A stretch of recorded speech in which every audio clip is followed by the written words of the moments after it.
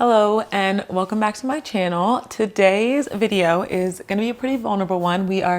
We're getting deep. I'm going to be talking all about living life with a chronic invisible illness and how some of the years I spent living my life in a wheelchair really shaped my life and how it has affected me as a person. I'm making this video for a couple of different reasons. First and foremost, I just want to share my story. When I made this channel, I set out to be sharing my 100% honest and authentic self, and my chronic illness is a huge part of my life that not many people who encounter me now in life will get to know much about, because you can't see that anything is wrong with me physically. And when I do tell people about it, I feel like it sounds like this just unbelievable fable. Like, I mean, they believe me and they're amazed by it, but it doesn't feel real. And I refuse to let this part of my life fade away. This happened to me. It's a part of me. And I kind of just want to cement the story somewhere. That's something that's really important to me. I don't even know the likelihood that this video is going to reach someone else or other people who have chronic illnesses,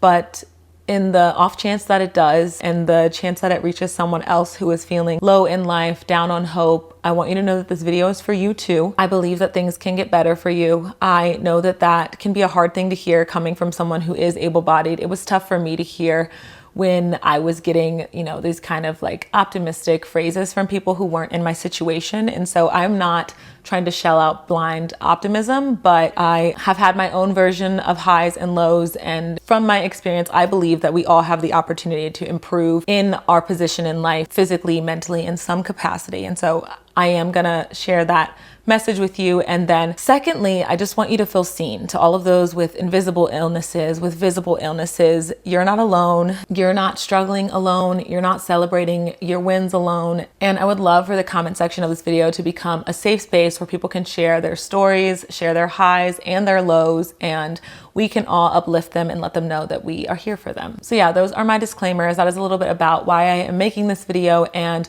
what this video is going to be about. I plan to just start off by sharing my story and letting you know a little bit about my own chronic illness, and then transitioning to how I feel like it has shaped me as a person. But first and foremost, I just kind of want to tell you a little bit about myself and a little bit about my illness.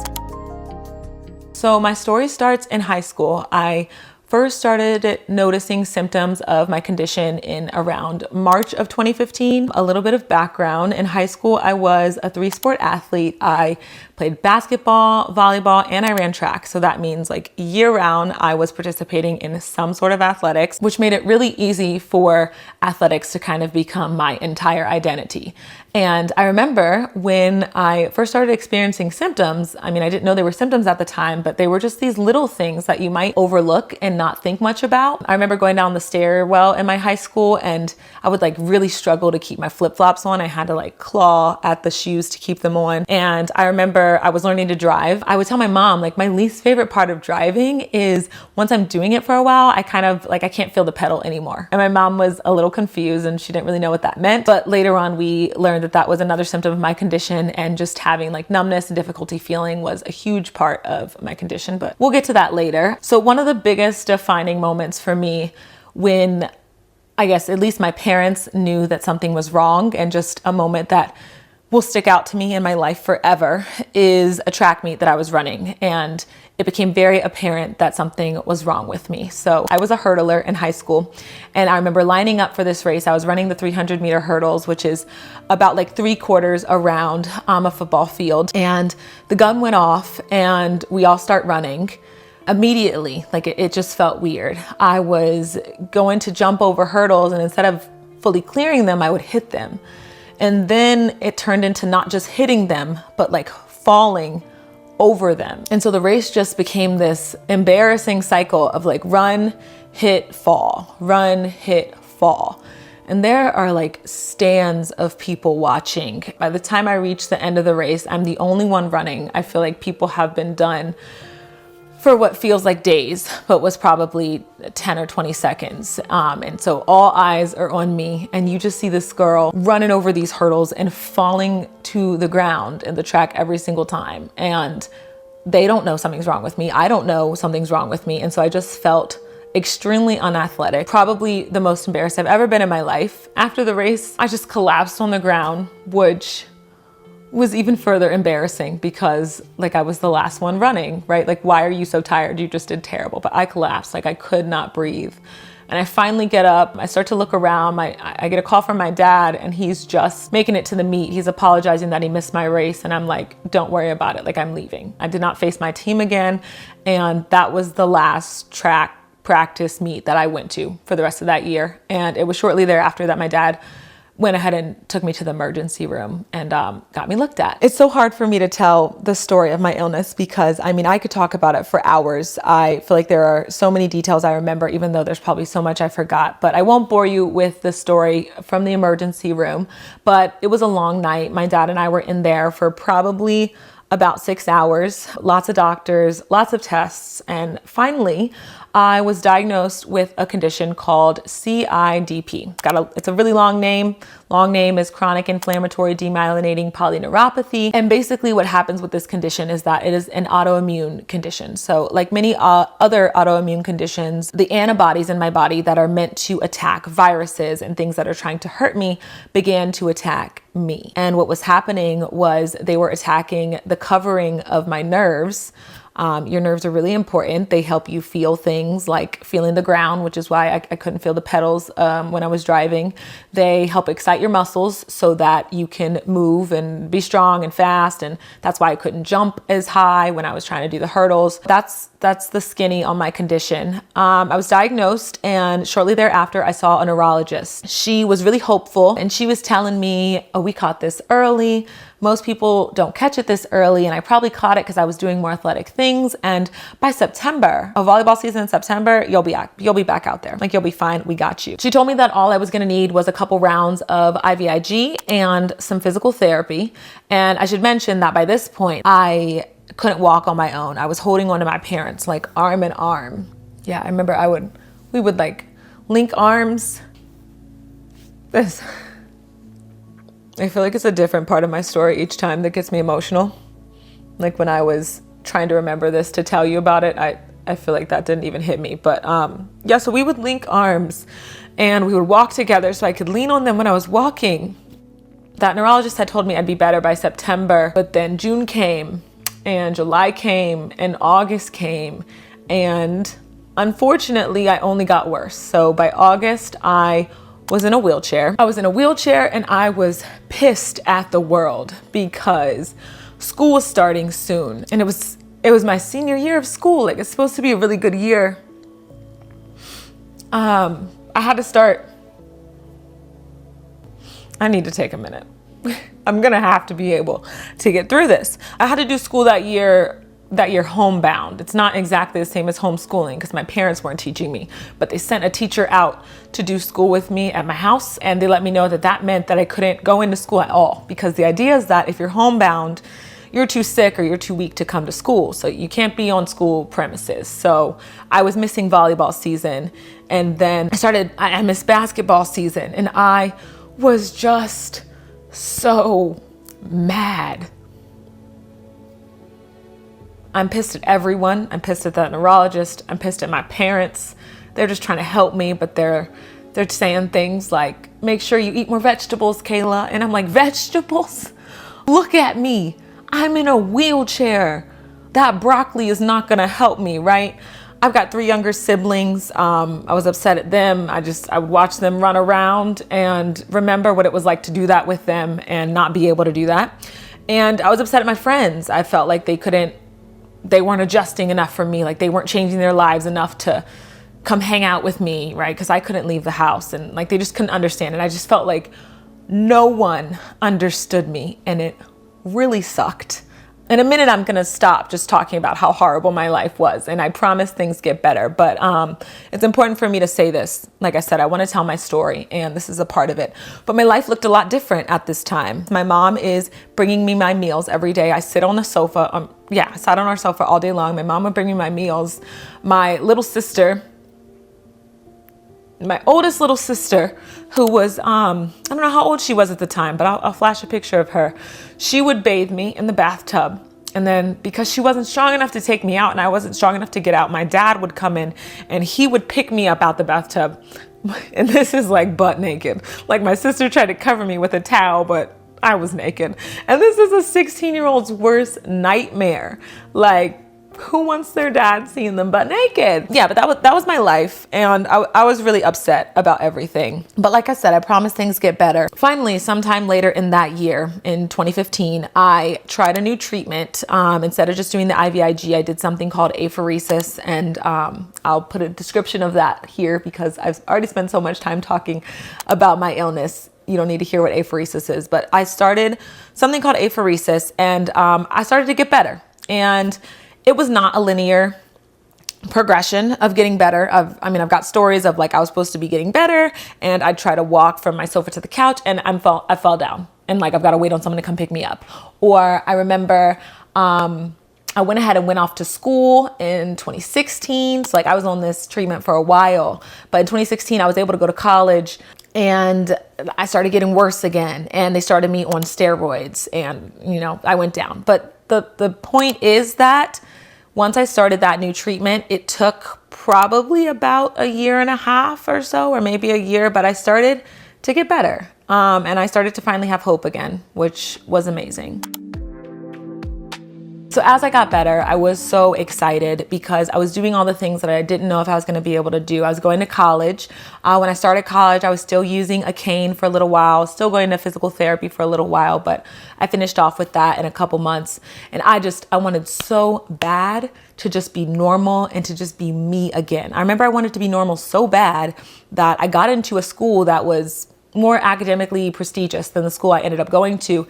And I didn't care. I was like, no, like that school is not normal. I want to go to a normal school. And I was just so hyper fixated on this feeling of being normal. And it wasn't all that it cracked out to be. So once I stopped using the cane, I stopped looking like something was wrong with me. Even though I was still very weak, still very skinny. I'd lost so much weight. I was taking protein supplement drinks every single day. I just didn't have a drive to eat. But even though I wasn't me yet, I looked like a pretty normal person. And so people started to treat me normal. They didn't ask what was wrong with me.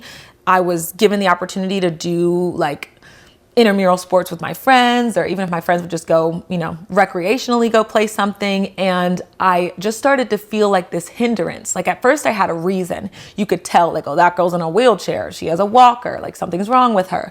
Now you can't tell. And it's just like, why is she so slow? And I just like started to feel so inferior and like I was losing at everything I tried to do. And that whole like chasing normal feeling and feeling like a loser feeling is something that I still work through to this day. I like to be really active. I have gotten back into playing volleyball and I have to work really hard when I get on a team to not tell myself like, okay, you're the weakest link, because I just have that mindset sometimes and I just don't even give myself a chance. You are what you eat. If I'm going to keep feeding myself this narrative, then I really don't give myself a shot to be anything other than the weakest link. And so here is where I'm going to allow myself to give a little bit of advice. And if you're in a position similar to the one I just described, where you are trying to get back to you again, or like get back to normal, my advice would be to stop. Stop trying to be the old you, because that person doesn't exist anymore. You might get back to things that you used to do. Like if you like volleyball, like you might get back to that. If you like to run and you can't run,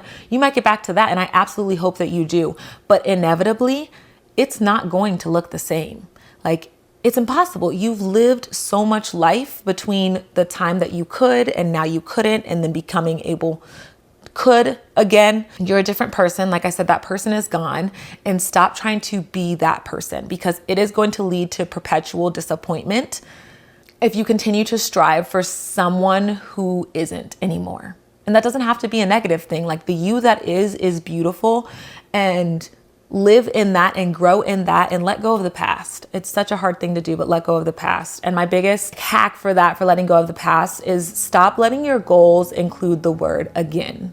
So it's not I'm gonna run again. It's not I'm going to be able to hang out with my friends again. Let go of that word. Just say, my goal is to be able to run.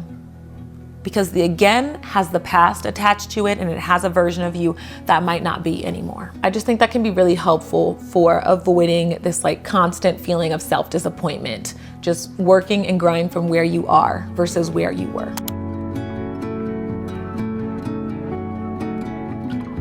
As promised, I really want to take time out to talk about how I feel like my life has changed for the better for experiencing this illness. It's such a crazy thing to say CIDP helped change my life for the better. And I know that old me would be so pissed to hear that. Like I said, I remember hating all that blind optimism, and like old me would be like, no, like I would never choose this for myself. This would never be a positive.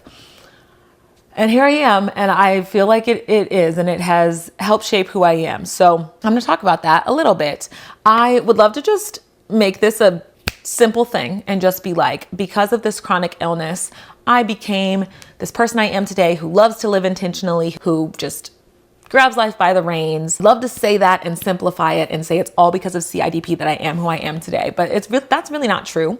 I feel like CIDP gave me the stepping stones to be who I am today, and other experiences in life all of them have helped shape me. So what I mean by that is, for example, CIDP gave me such a strong drive to become a physical therapist. Once I experienced this illness, I worked really closely with my PTs. I was going into physical therapy like 3 times a week, and they were the people I was seeing over and over again. And I decided right then and there that I wanted to do physical therapy. Like, it gave me that purpose in life. And I kind of made that decision partially blindly. Like, I didn't know what a physical therapist's salary was, and I didn't know everything that the job entailed, documentation and stuff like that. And I didn't know all the different types of physical therapy that there are. It didn't matter to me. I just wanted to do physical therapy. I made that decision. I went to college, I went to grad school, and I was like, I'm gonna be a physical therapist, blinders on. And if CIDP brought me to physical therapy school, then physical therapy school helped me understand that life is short.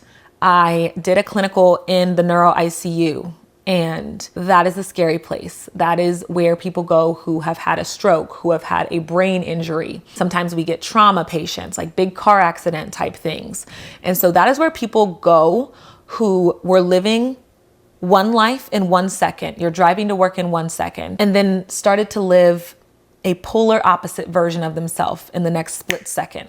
You're driving to work, you have a car crash, you wake up, you can't move from the neck down.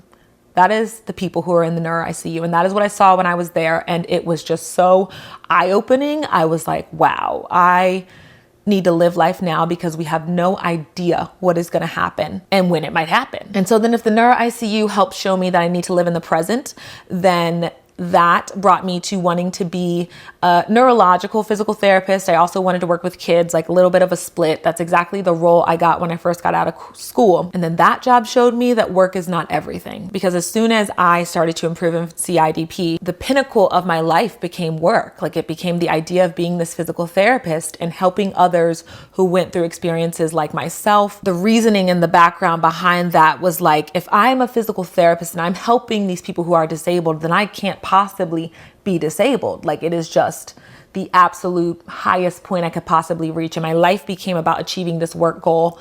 And once I got to work, I was like, well, this is not it. I mean, helping people is it. That is it. But living to work, that is not it. And then experiencing that led me to where I am today. So I'm currently working as a travel physical therapist. I do contracts in places that I'm working in for about 3 or 4 months at a time. In the past year or year and a half or 2, my life has changed drastically. I just graduated from physical therapy school in 2023. For the rest of that year, I worked that permanent job that I talked about, where I felt like I was living to work. Finally, in 2024, I started travel physical therapy, which I explained a little bit, and I got to see so much of the country so far. I worked in Maryland, I worked in North Carolina, I worked in Hawaii, I'm in Arizona right now. And in between each of those contracts, I usually take about a month off. It has given me so much more free time to explore more of who I am and do more things like this, like YouTube, get to make new friends, and like just learn more about me outside of work. And so all of those things, CIDP, the neuro ICU, physical therapy school, my first permanent job, all of that has turned me into the person I am today, who is someone who is extremely passionate about living in the present while still being aware of the future. That's who I am, and it's because of all of my life experiences, which kind of started with CIDP. So that is it. That is me. That's my story. Overall, when I look back on it, what I try to tell myself and like the message I'd like to give to you is life shouldn't be about getting back to where we were before. I think it's really important to find joy and purpose in your present moment. Embrace your limitations for what they are and celebrate your strengths as they come and as you find them. My journey has just been a constant reminder that life is unpredictable, but it gives us so many opportunities, so many little moments in its fun ways for growth and for transformation. And if you are someone who is going through an illness, a health challenge, I mean, honestly, just a low point in life where you don't feel like you're the you that you were before, I want you to know that your life is going to have setbacks. There are going to be frustrations, but it's important that you maintain some sort of belief in yourself because you can get through this. As cliche as that sounds, like it's important to believe in ourselves, like it really is. But that is it. That is really all that I wanted to share. Who knows how long that took? I've just been sitting here yapping. Thank you so much for listening to me. I can't say how much it means to be able to share my story and have someone who wants to hear it. I would love to hear from you in the comments. I think sometimes it's really important just to be able to tell our stories and just say how we feel and have someone there who's listening. And that is what this comment section is going to be. It's going to be a space to listen. So thank you. I hope to be able to chat with you down below, and I will see you very, very soon in another video. Bye.